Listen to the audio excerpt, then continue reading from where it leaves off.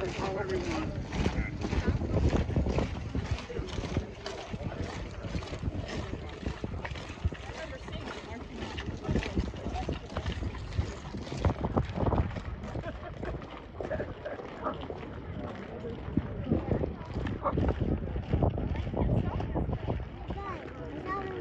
right here.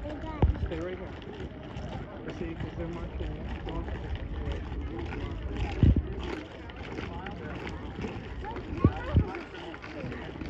The guy that was behind you.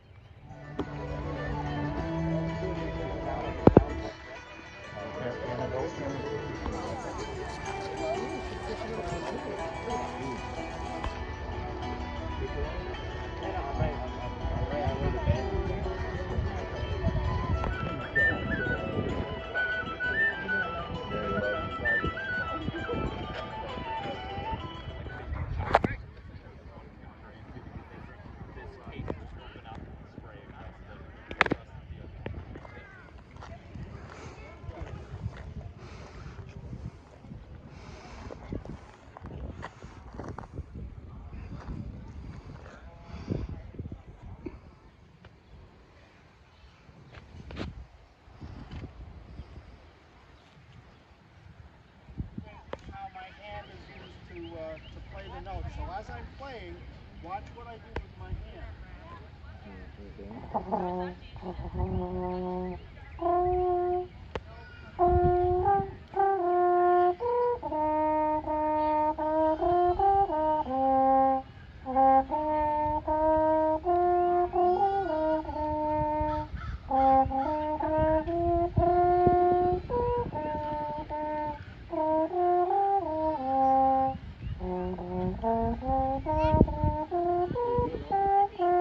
But if they do, you'll see civilian clothes. You guys look like militias on the British side and on the American side, and they're not wearing uniforms because they were literally called up.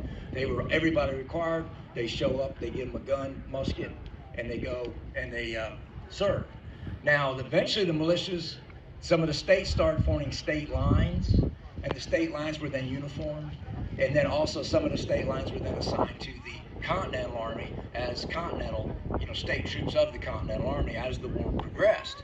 But still, you had your militias, and your militias still were in place because they were the militias. Each town had them, and whether they were loyalists or they were regular, American patriot, as we call them now.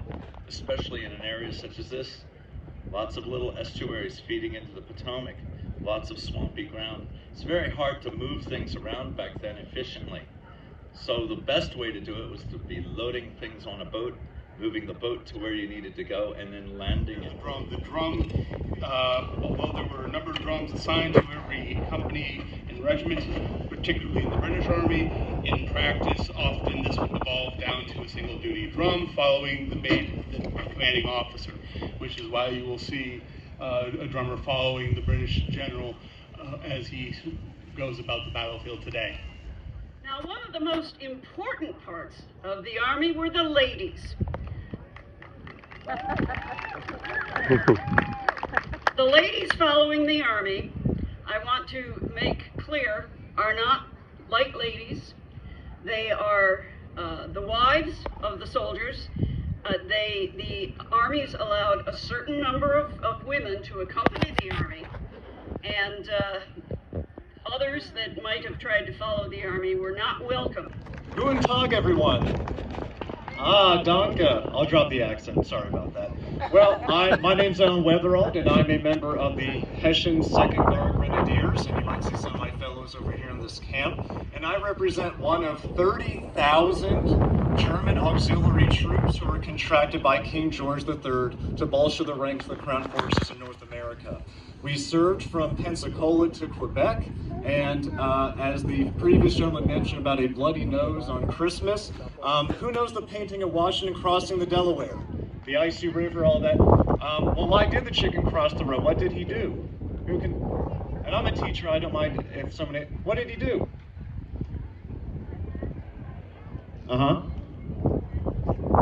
He did. He captured 800 of us.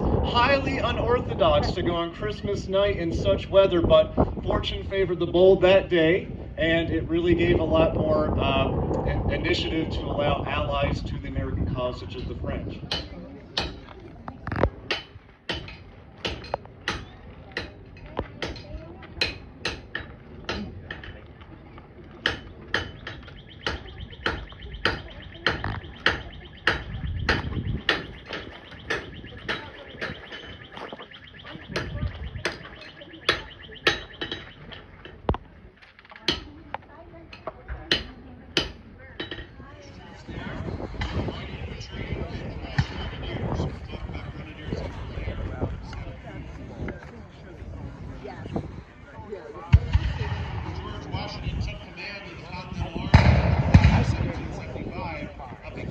Massachusetts, he had an army that was made up of New England militia.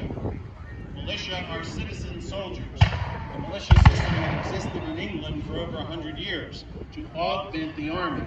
But militia typically are very poorly trained and have little or no discipline, in particular American militia who resent anyone telling them what to do.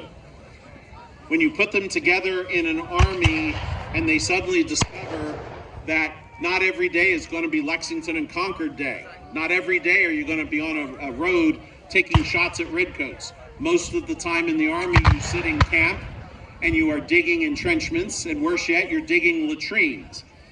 And after about a week or two of digging, and the camp starts to stink and the food's lousy and you got to get the plowing done and so on, the militia start to get resentful that they're sitting in camp doing stuff that they didn't agree to do.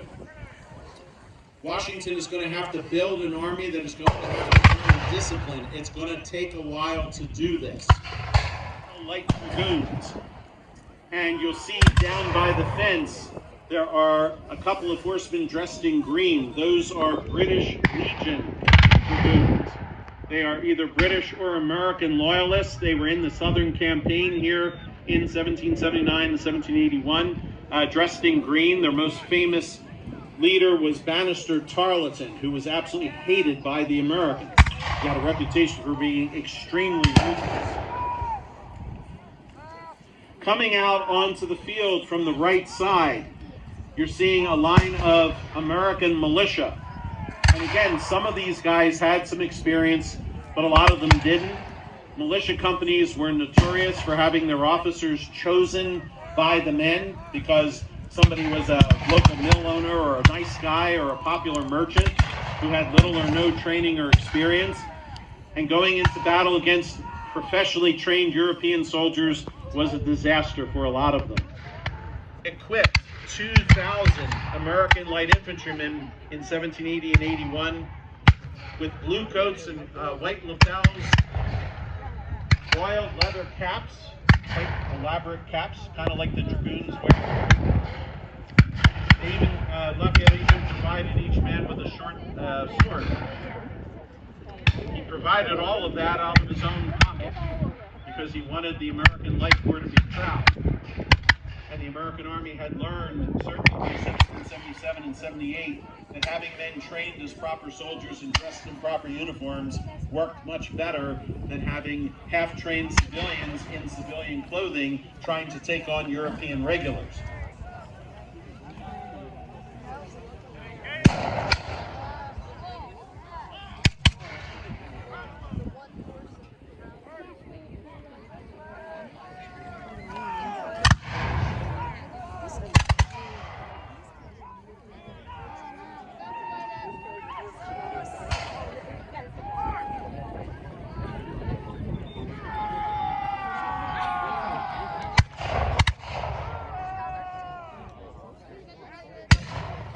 Big problem early in the war for Washington's army not only was lack of coordinated training, but also a lack of a key weapon and certainly training for it on the battlefield, the bayonet. British troops were very well trained in using the bayonets. Bayonets fit over the end of the musket. They essentially turned the musket into a spear. British Army bayonets are 18 inches long and they are three-sided.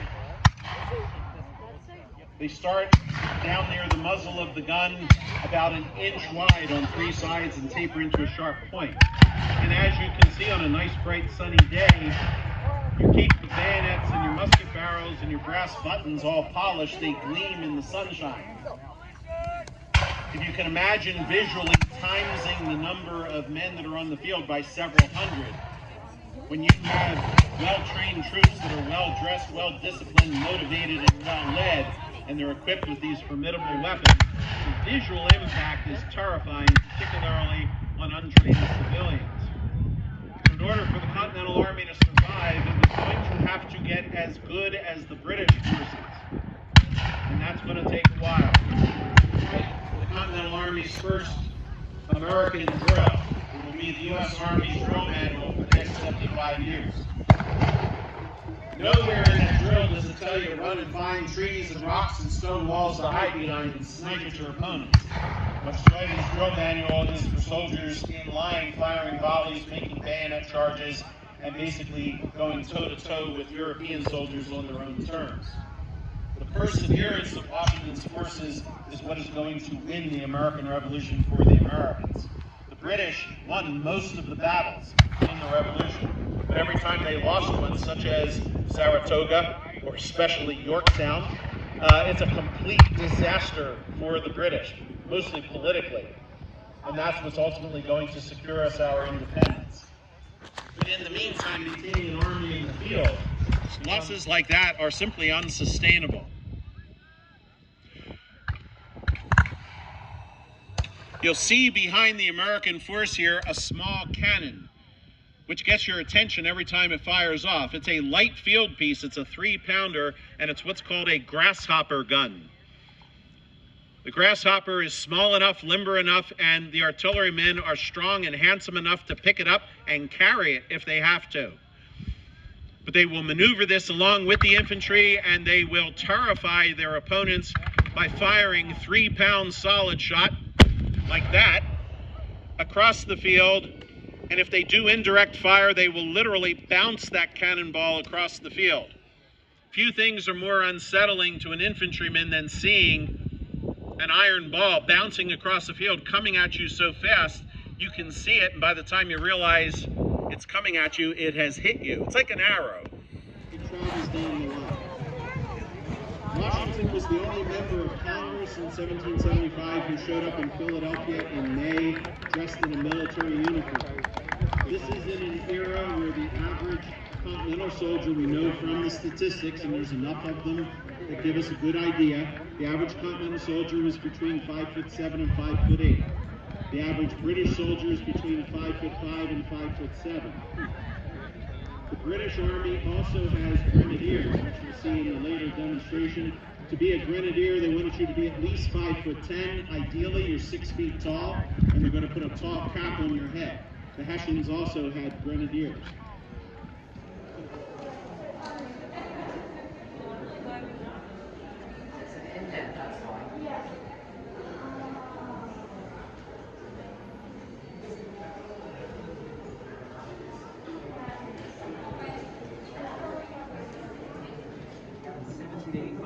By Jean-François experts pieced together the puzzle and married the complex data. I think who he was, then